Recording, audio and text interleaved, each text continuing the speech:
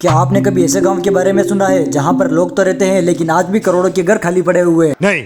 मैं अभी गोगुंदा तहसील के पास वाले गांव में हूं और जैसा कि गोगुंदा तो महाराणा प्रताप की धरती है, इसीलिए इन गांवों की वाइब भी तो अलग ही होने वाली थी। मैं जब रोड पर घूमते घूमते गांव की गलियों से निकल ही रहा था तभी मेरी नजर पड़ती है इन बंगलों के ऊपर। तभी मैं देखता हूँ कि यहाँ के तो सारे घर खाली पड़े हुए हैं, यानी कि यहाँ के 10 घरों में से सिर्फ एक ही घर में लोग रहते हैं। मतलब कि 100 घर में सिर्फ 10 घर में लोग रहते हैं और 90 घर खाली है। और जैसा कि आप लोग देख सकते हो कि ये घर सिर्फ कोई कच्चे घर नहीं, इनको बहुत ही बड़ा और आलीशान तरीके से बनाया गया है। आज के टाइम में इन घरों में सिर्फ जैन धर्म के लोग रहते हैं और अगर किसी घर में कोई लोग रहते हैं तो वो वहाँ की किराएदार है, जो कि पूरे घर के सिर्फ 2000 रुपए महीने के देते हैं। मुद्दे की बात तो ये है कि ये घर यहाँ पर इतने ज्यादा खाली क्यों है। मेन बात तो ये है कि ये घर आज के जमाने के नहीं है, ये घर आज से लगभग 100 से 150 साल पुराने हैं। साथ ही इन घरों का खाली होना और इसके अंदर लोगों का नहीं रहने का भी एक कारण है, और इसका कारण ये है कि अंदर लोग रहने से ही डरते हैं। जैसा कि मैंने आपको पहले ही बताया था कि ये धरती महाराणा प्रताप की है, तो आप लोग सोच सकते हैं कि आज से 100 साल पहले इस एरिया में क्या हुआ होगा। ये इलाका कोई मामूली इलाका नहीं है, यहाँ पर किसी राजा का गढ़ हुआ करता था जिसे राजगढ़ कहते हैं। और जैसा कि यहाँ पर किसी किसी घर में ही लोग रहते हैं, ऐसा कहा जाता है कि वो लोग शाम की 6 बजे के बाद कभी घर से बाहर नहीं निकलते हैं, क्योंकि अगर आप लोग यहाँ से बाहर भी निकलते तो आपको कोई घूमता फिरता नजर नहीं आएगा। अब सामने वाले घर में लाइट्स तो जल रही है लेकिन इसके अंदर कोई दिख नहीं रहा है। यहाँ की गलियां तो इतनी सुनसान है जैसे कहीं सन्नाटा छा गया हो। सच कहूँ तो यहाँ पर घूमते घूमते मेरे खुद के भी पैर कांप रहे हैं, लेकिन वो कहते हैं ना, भूत पिचास निकट नहीं आवे, महावीर जब नाम सुनावे। ये इस पूरे गढ़ वाले इलाके का बाहर वाला दरवाजा है, सिर्फ यही रास्ता है जहाँ से इस इलाके के अंदर घुसा जाता है और इसी रास्ते से सिर्फ बाहर निकला जाता है। मेरे ख्याल से मुझे ऐसा लगता है कि इस पर जो दरवाजे लगे हुए ये भी लगभग आज से 500 साल पुराने हैं। हमने आप लोग भी देख सकते हैं कि इस दरवाजे को कितना बड़ा बना रखा है। ऐसा दरवाजा तोड़ने के लिए तोड़ने वाले के खुद के पसीने छूट जाएंगे। वैसे भी मैं यहाँ सिर्फ घूमने के लिए आया था, लेकिन मुझे पता नहीं था कि यहाँ पर घूमने की और देखने की इतनी सारी चीजें मिल जाएगी। पर सबसे पहले मैं आपका शुक्रिया करना चाहता हूँ, क्योंकि आप लोगों के सपोर्ट की वजह से अपने चैनल पर पूरा 1000 सब्सक्राइबर हो चुके हैं। इन 1 के सब्सक्राइबर होने की खुशी में आप सभी लोगों को दिल से शुक्रिया। अब मैं आप लोगों को घर के पास में जाकर दिखाता हूँ कि किस तरीके से सारे घरों पर ताले लगे हुए हैं। हम लोग उदयपुर में रहते हैं और वहाँ पर पूरे एक रूम का 3000 रुपए किराया लगता है, लेकिन यहाँ पर तो घर ही खाली पड़े हुए हैं, कोई रहना ही पसंद नहीं करता है। जैसे हम पूरा एरिया घूमकर घूमते फिरते इस गली से बाहर निकलते हैं तो मेरी नजर पड़ती है इस मंदिर के ऊपर, जो कि गढ़ के सीधा सामने बना हुआ है। अगर आप लोगों ने हमारा अभी तक हल्दी घाटी वाला वीडियो नहीं देखा तो जाओ जल्दी से उसको भी देख लो। गढ़ को घूमने के बाद मुझे कुछ ज्यादा ही भूख लगने लग गई थी, तो मैं अपने फ्रेंड के साथ खाना खाने के लिए सीधा होटल पे आ गया। यहाँ पर खाना तो खूब टेस्टी मिलता है लेकिन महंगा भी बहुत मिलता है। हम लोगों ने भी दाल बाटी मंगवाई, क्योंकि यहाँ की दाल बाटी बहुत ज्यादा फेमस है और राजस्थान में तो बहुत ही ज्यादा फेमस है। रात को अंधेरा खूब हो गया था तो हम लोग ने सीधा रूम के अंदर प्रस्थान किया। साथ ही अगले दिन फिर से उदयपुर निकलने की प्लानिंग भी करने लग गए। सो गाइस, मिलते हैं नेक्स्ट ब्लॉग में, तब तक के लिए आप सभी को जय श्री राम। और आपका बहुत बहुत शुक्रिया वीडियो को यहाँ तक देखने के लिए। अपने चैनल से जुड़े रहने के लिए अपने चैनल को सब्सक्राइब करना बिल्कुल भी मत भूलना। मिलेंगे अगले ऐसे ही किसी धमाकेदार ब्लॉग में, तब तक के लिए सभी को बाय बाय।